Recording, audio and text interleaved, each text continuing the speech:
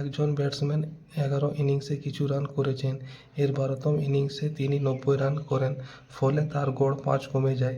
12তম innings খেলার পর তার গড় রান কত হবে? এই কোশ্চেনটা খুবই গুরুত্বপূর্ণ কোশ্চেন। এই কোশ্চেনটা করবার জন্য একটা ফর্মুলা দেওয়া আছে, এই ফর্মুলাটা মনে রাখবেন। রান প্লাস মাইনাস গড় রান ইন্টু ইনিংস।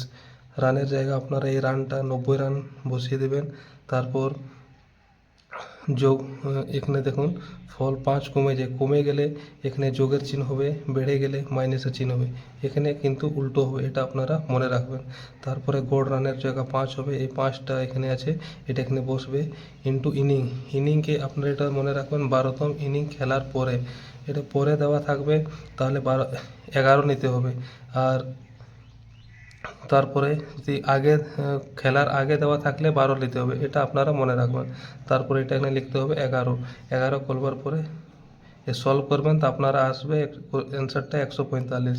তারপরে আপনারা মনে রাখবেন এখানে আগে থাকলে 12 নিতে হতো, পরে দেওয়া আছে এই জন্য 11 নিতে হচ্ছে।